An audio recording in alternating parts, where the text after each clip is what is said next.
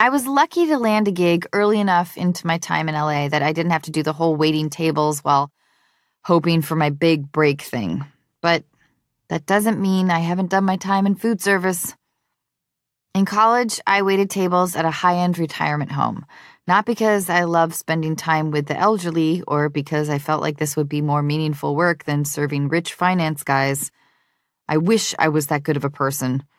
It was just that the other restaurants I applied to wanted me to be a hostess first, while at Ida Culver House Broadview, I could immediately be a waitress. I figured I could wait tables for a bit, then I could leave and get a better waitress position at a fancy restaurant soon after. I got $5.25 an hour, no tips. Not until Christmas, at least. The other workers there kept telling me to just wait until Christmas. For what? Some old dude to give me $15? It was tough work. Not only is it grueling to be on your feet all day, but it's also so incredibly boring to listen to people tell you what they want to eat. Figuring out how to focus on the words coming out of people's mouths while they told me their food order was seriously my biggest challenge.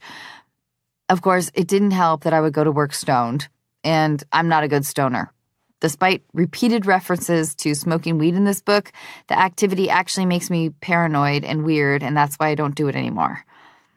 Once I was taking the order of a four-top, 4 little German ladies in their late 80s who sat together every dinner. They placed their orders, and I said, uh-huh, uh-huh, uh-huh, as I wrote everything on my pad. I always used a pad. I don't understand those servers at fancy restaurants who don't use a pad. I memorize lines for a living, but I would never be able to keep orders straight. After the last lady put in her request, I walked back to the kitchen and looked down at my pad. It was all just scribbles. I hadn't written down any actual words. I went back to the table in a sweat trying to figure out what I was going to say. If these ladies had had dementia, I would have had some hope, but no luck. They were a sharp posse. So I said something about a cook dropping their order, but it was still embarrassing, especially since there were only 4 options on the menu.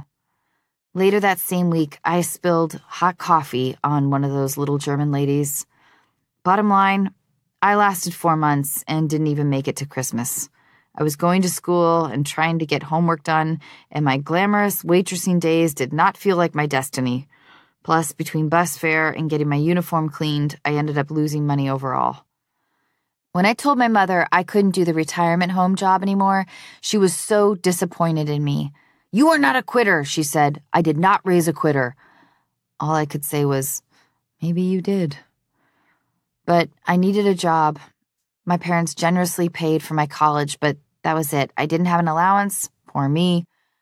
I did manage to patch together a handful of acting jobs that would cover me for a month or so at a time, training videos, radio commercials. I did a health insurance training video for nurses and doctors in which I played a young woman who was being told she has cancer. The director was so impassioned, so intent on me finding the arc of my story. It was, to this day, the most dramatic work I've ever done.